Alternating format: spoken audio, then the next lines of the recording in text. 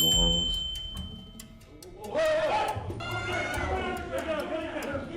4 minutes and 12 seconds. That was the exact length of the audio recording played publicly in court, and the final stretch of time Justin Dior Combs remained alive. Inside the sealed courtroom, white lights glared overhead. From the internal sound system, the voice of Sean Diddy Combs echoed uncut, uncensored. The exchange that followed was laid bare, word by word, breath by breath, soaked in coercion, power, guilt, and the grotesque tension between father and son. Then came a single, sharp gunshot.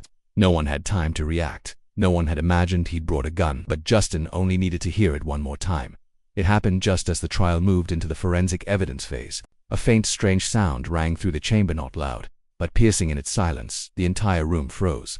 The sound came from Justin Dior Combs, seated quietly at the defense table. Minutes later, he would be dead. Judge Catherine Hill had ruled to publicly play an unreleased audio file, seized earlier that year from Diddy's Holmby Hills mansion. The file came from a device labeled A103F4, confirmed to be authentic and unedited. Justin had arrived neatly dressed, uncuffed. But the moment the first words played, a male voice, mid-range husky, dominant, his expression shifted. No panic, no visible emotion. He simply dropped his gaze and gripped his left hand with his right. Across 4 minutes and 12 seconds, the voice gave instructions, issued commands, denied identity and choice. No shouting, no profanity. Yet the prosecution called the recording mercilessly bare. One line read, "I made you, you have no choice. I tell you to go to bed, you go. Don't play victim, you were chosen." The defense did not request to pause the playback. A court clerk later confirmed. The lead attorney urgently whispered to an assistant around the 8th sentence. At exactly the 3-minute mark, Justin closed his eyes. No one moved. He raised both hands to his collar, a small, unnoticed gesture. Then, as the voice said, "If you rebel, I will end it all," a gunshot rang out. The cameras, limited by court protocol, caught only the moment. The courtroom stood in shock. People moved. Shadows shifted. Then, the sound of metal hitting wood. Justin Dior Combs collapsed at the defense podium, his cheek resting on the desk, eyes closed, unresponsive. Medical staff were called at 10:09 a.m., but no biological response was detected. From that moment forward, he was gone. Security locked down the floor. Yellow tape sealed off courtroom 3. Everyone present was detained for preliminary questioning. Then came the arrival of a black, unmarked medical box. No stretcher, no ambulance. A medic stepped out holding a clipboard labeled, "No resuscitation required." In the hallway, reporters stared at internal monitors. The live feed cut off, at timestamp 0 hours 35 minutes and 12 seconds 31. Flicked to Judge Hill leaving the bench, then vanished. No footage remained of the moment Justin broke. Internal logs revealed 3 separate interruptions to the surveillance system in the 10 minutes leading up to the incident. Cameras in the shoe scan zone and key vault area reset at the exact moment Justin passed through. No alerts, no badge errors. Camera 07 overlooking the stair banister where Justin paused to adjust his cuff was logged offline for emergency maintenance. The footage was accessed by a user named M. Carter, not listed on the morning staff roster. The login came from an admin-level account. No. Security personnel had inspected the interior lining of Justin's vest, standard only for defendants with priors or under restriction. Justin had neither. Whether it was a lapse or deliberate exclusion remained unclear. The defense released a short statement. "We were not notified beforehand. None of our team had access to this audio prior to the trial." The U.S. Attorney's Office made no comment. Internal sources confirmed that the decision to play the recording was not made by Judge Hill alone. It followed an emergency meeting involving the FBI, federal prosecutors, Justice Department officials, and one unnamed party. The final legal authority approving the tape's public release was redacted from all records. 12 minutes after the shooting, all audio files were re-encrypted and stored in archive room 4B. No attorney was allowed to copy the file. Only one master version remained. A court officer handling the evidence said, "No one is permitted to duplicate. This is no longer evidence. This is a milestone." No further explanation was offered. From that point forward, the trial was no longer just a criminal case. It had become something far more disturbing, an investigation into power, silence, and the terrifying precision of a system that either failed or planned. At 11:48 a.m. that same morning, a special investigation unit arrived to inspect the entire surveillance system on the ground, first and third floors of the courthouse. A technical team from Verification Room 5 began analyzing data logs, video feeds, and card scans from the 3-hour window before the incident. Just 17 minutes into their inspection, they found a critical anomaly, a 96-second gap in the auxiliary Westgate footage precisely when Justin entered the building. The camera, which was required to record continuously, was blank between 9:57 and 9 hours 58 minutes and 33 seconds, initially believed to be a glitch or software update. The theory was discarded when adjacent camera data showed no updates or power drops. No system update, No environmental failure, just silence at exactly the right time. And Justin walked through it. In the 7 days leading up to the incident, every camera in the Southern District Federal Courthouse had functioned normally, except the one Justin Combs passed. The failure wasn't logged in the morning system report. No system alerts were triggered. The only person authorized to manually deactivate that camera was Daryl Winther, head of internal security. But at the time, he was over 1,100 miles away in Florida attending a regional judicial conference, and his access credentials had been revoked 3 days prior, so who turned it off? By 1 p.m. that same day, the review team uncovered a second vulnerability. The sleeve checkpoint's infrared scanner used to detect micromaterials had been manually reduced to its lowest sensitivity setting. That adjustment could only be made internally through dual authentication. The login card used belonged to a C. Baker, a former IT employee who had resigned in February 2024. The system had inexplicably reactivated Baker's credentials 32 minutes before the hearing began. From that point forward, investigators no longer viewed the event as a security failure. It was now a question of intent. A junior judicial officer reported seeing Justin walk through security calmly. There was no alarm, no vibration, no reason to call him back. Nothing appeared abnormal. In lobby footage, Justin paused in front of a mirror, adjusting his collar for 9 seconds. But when that moment was reviewed in slow motion, his left hand could be seen resting on his chest, sliding briefly to his side, then returning an action that raised red flags. It wasn't spontaneous. It looked like preparation. But if Justin knew what was on that audio, why did he show up? One source from internal security later confirmed that the decision to play the A103 F4 audio recording wasn't in the original court schedule. That file taken from a personal device during the FBI's earlier raid had been added to the updated case records at 7:46 a.m., just 2 hours before the session. The change was signed by Ann Grayson, a newly appointed assistant prosecutor, transferred from out of state only 4 days earlier. Grayson had no prior involvement in the case. When the investigative team reviewed the updated paperwork, they noticed something critical. The printed document lacked the official digital evidence execution seal, which is mandatory for any media playback during court proceedings. A judicial assistant later said, "We assumed the clip was for Diddy's upcoming trial. We had no instruction to play it today. So who issued the order? Who added the file, and why does no official record name who approved it?" Then, another lead surfaced. At exactly 2:02 p.m., a third-floor hallway camera briefly captured a man in a gray suit wearing an operations badge entering the internal transmission room. The camera recorded just 11 seconds of footage before going black. That room's IP address was later traced to a login that accessed the court server and deleted the audio. Cached just moments before FBI agents attempted a backup extraction. The login came from an account under the name Ferris, a name absent from all staffing records that day. The man has not yet been identified. By late afternoon, after analyzing the full chain of system activity, the investigation team issued a confidential report between 7:30 a.m. and 10:15 a.m. on June 5, 2025. There was clear evidence of deliberate interference with audio, video, and security systems. The statement remains classified, but one person who attended the internal briefing summarized it bluntly. This wasn't spontaneous, it was orchestrated. To goals ensure the audio played and ensure no one could stop Justin. Then came the most chilling detail. At 10:01 a.m., just 5 minutes before the recording began, Justin received a text from a contact saved as father. It read, "It's time, speak. That phone is now under federal seal." The sender of the message hasn't been confirmed, but investigators now have no doubt. The voice on the recording was the same as the message's sender. At 6:42 a.m. on June 6, 2025, a copy of the A103 F4 file was hand-delivered to the Federal Criminal Analysis Bureau's High-Tier Audio Forensics Division. There was no transcript, no listed speaker, just a raw, encrypted audio file. Within 2 hours, the team completed verification, a 91.7% match to the voice of Sean Diddy Combs, based on a 2020 interrogation sample. That result shattered everything. Diddy was no longer just a background figure. He was now the voice behind the recording, a voice never meant to surface. The recording itself had never been submitted as evidence through official channels. It wasn't logged in FBI records.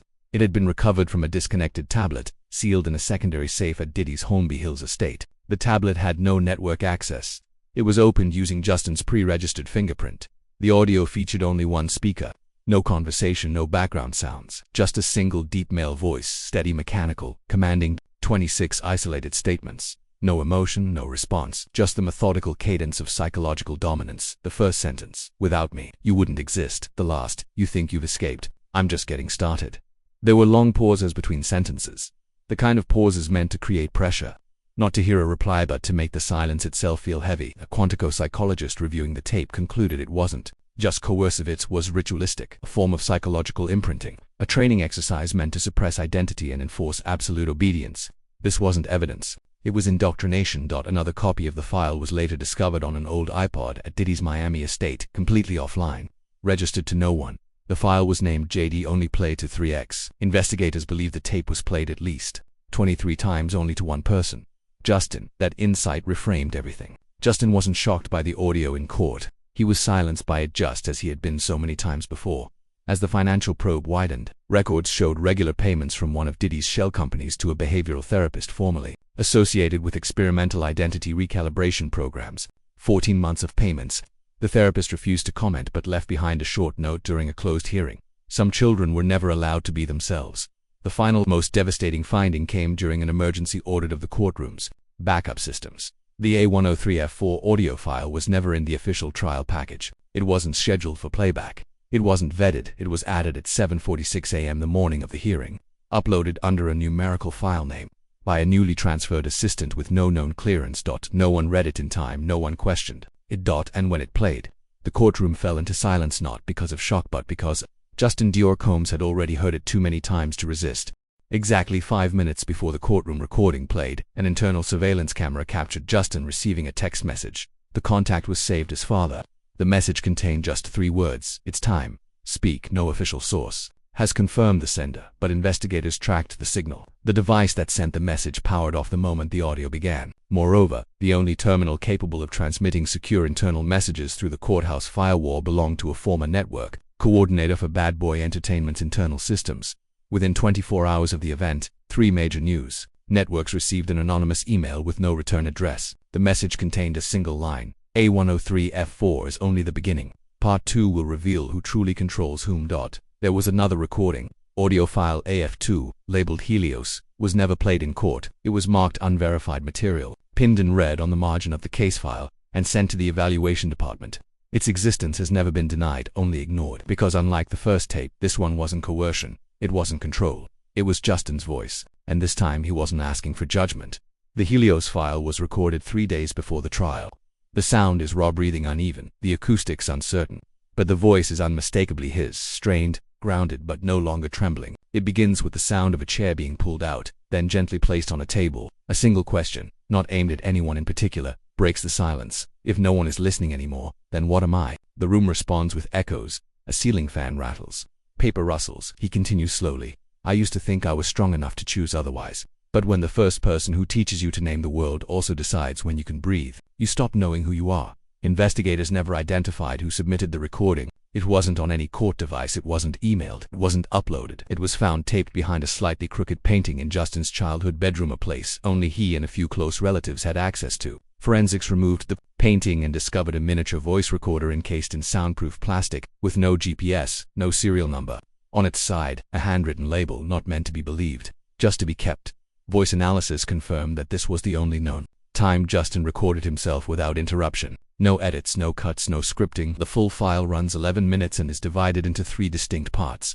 Midway through, his voice breaks as he reads from a handwritten note, likely one he wrote himself. It's not verifiable. No one has found another copy, but it reads like a memory carved into silence. I stayed silent so long that I can't even hear my own thoughts anymore. He describes himself not as a child who grew up but as a subject under surveillance. Meal schedules, forced smiles, learning not to react when adults used the word love with hands that were anything but gentle.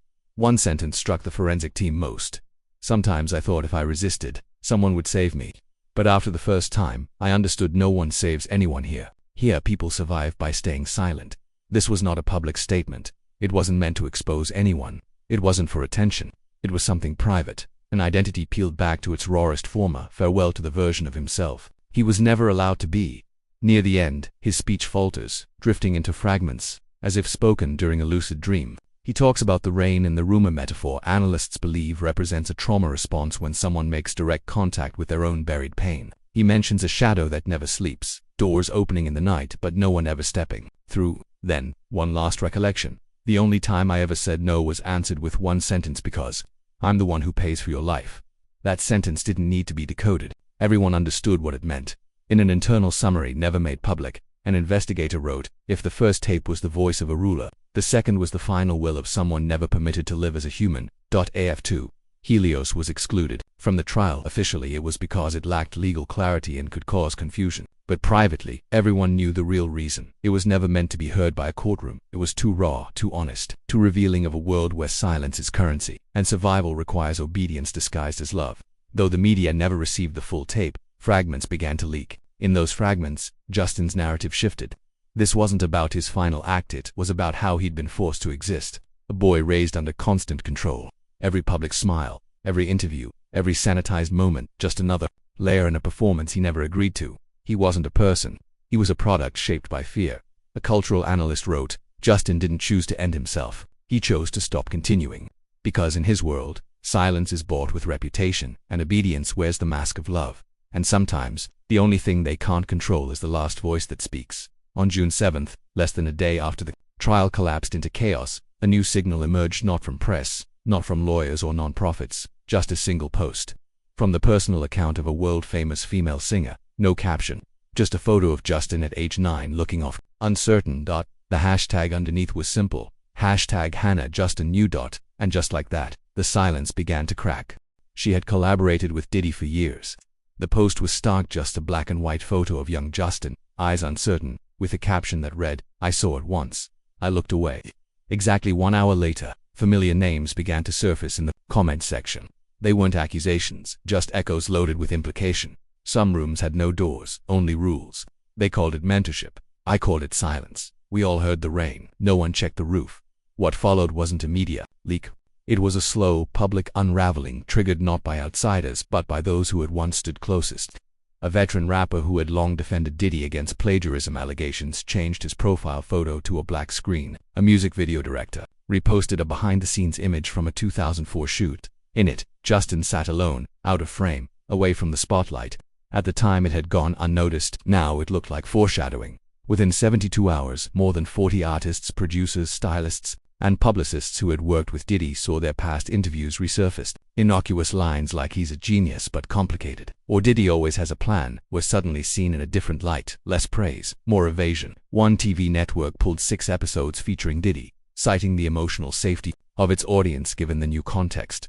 Social media wasn't demanding criminal charges. It was demanding honesty. People weren't just asking what happened, they were asking why no one ever asked Justin if he was okay. A former tour coordinator revealed that Justin's schedule had been packed since he was 9. Photo shoots, meetings, late-night appearances. He'd say I'm fine every time, like a reflex, they said. And when a kid answers like that, you should know something's wrong. But they hadn't dared speak up. No one had. Because in that world, even small mistakes could make someone vanish, not literally, but in the way no one ever says your name again. At first, mainstream outlets stayed quiet, but slowly, footage began to resurface. Old clips, interviews, praise. A 2017 video circulated where Diddy spoke at a youth leadership event. I taught Justin that life doesn't come with privileges. If he wants respect, he has to learn to endure. The crowd had applauded, but now, that applause echoed differently, like a recording spliced from another era. Soon the circle of scrutiny widened. People began asking who had maintained Justin's image, who approved the magazine covers, blocked therapy requests, dismissed anonymous concerns, who signed the NDAs, and was it really only Diddy who held control? An investigation by Rolling Stone uncovered a list of 16 figures who had managed PR or brand strategy for the Combs family over the past 20 years. Lawyers, publicists, crisis consultants. 7 deleted their social media profiles. 4 declined interviews. 2 quietly left the country. Only 1 answered, telling a reporter, when you're inside a system designed with no exits, you don't realize you're helping build it until someone falls. But not everyone responded.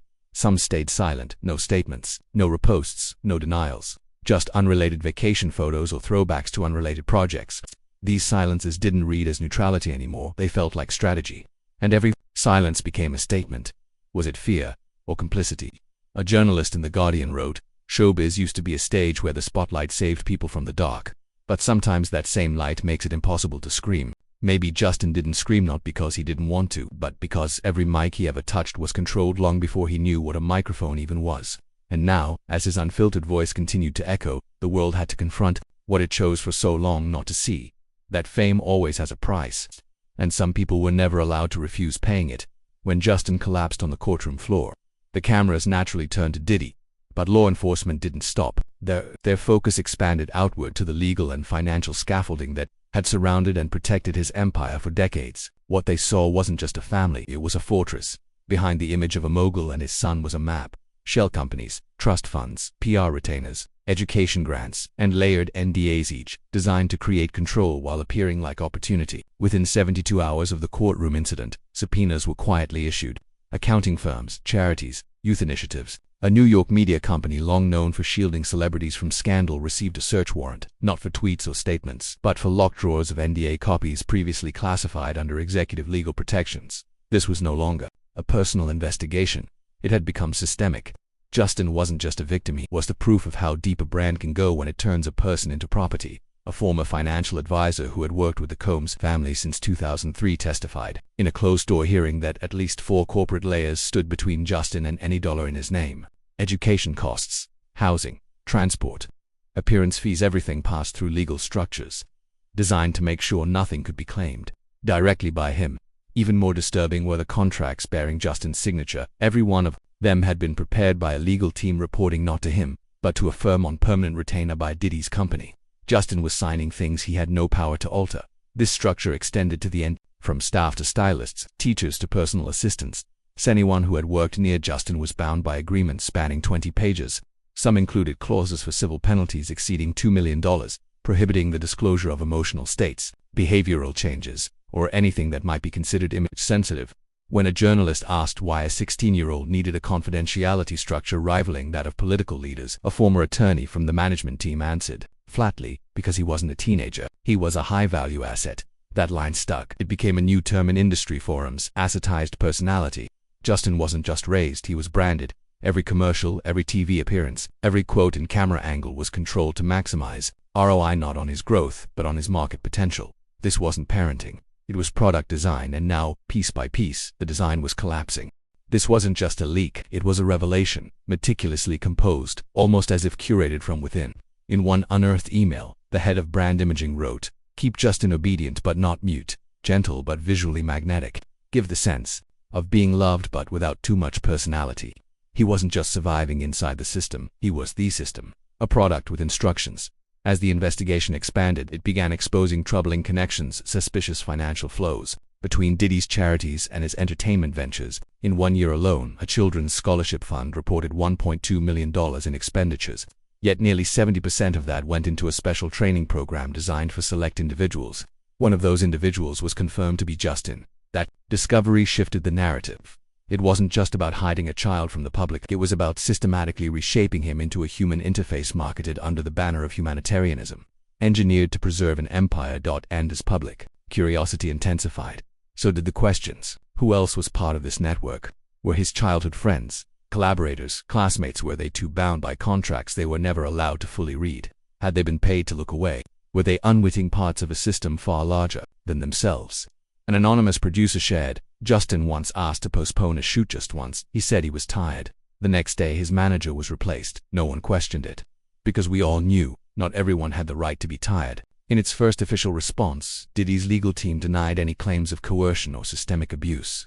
They insisted the organization operated transparently and that NDAs were only in place to protect privacy. But the documents told another story. A boy who didn't have the right to choose his meal, his schedule, his lyrics, or even his answers during interviews. Every decision was filtered, every reaction rehearsed. Now, as lawyers pore over old contracts and decrypted files, one thing is becoming painfully clear. The truth wasn't hidden in shadows. It was filed under talent management, sealed with polished signatures, some from people who never fully understood what they were signing away. Justin ended his life in a room designed to uphold justice. But the wound he left behind is not only personal, it's institutional. The image of a family long bathed in success, fame, and American-style morality is cracking wide open. Buried inside hundreds of private recordings, archived correspondence, and NDA agreements is a reality few dared imagine. Not all glory is earned. Some is engineered, some is imposed, and now the industry is treading lightly. Some have changed their profile photos to white, others have shut down comments or locked their pages. Television networks have quietly delayed or pulled Diddy-related content, but the most deafening reaction is the silence from the architects of the machine itself. Not one word from the senior producers, the attorneys, the crisis managers, the publicists who orchestrated the image of the bad boy empire. The people who stood behind the curtain, pulling the strings, still haven't stepped forward. A federal investigator, speaking off the record, said, "I've reviewed hundreds of financial systems, but this is the first time I've seen a child legally owned. Every action, every contract. Nothing ever truly belonged to him. So now, the question isn't just about Diddy. It's about who else helped build and protect this system for over 20 years, who signed off on it, who enforced it, who profited. And if the leaked emails and audio recordings are just the beginning, what still lies beneath? Some doors will remain shut forever, but others are about to open. And when they do, Diddy's name may not be the only one that surfaces. We may have to confront an entire entertainment infrastructure, one fueled not by dreams or talent, but by silence, suppression, and the quiet conversion of people into property. And the most haunting question remains: what if Justin was never the only one?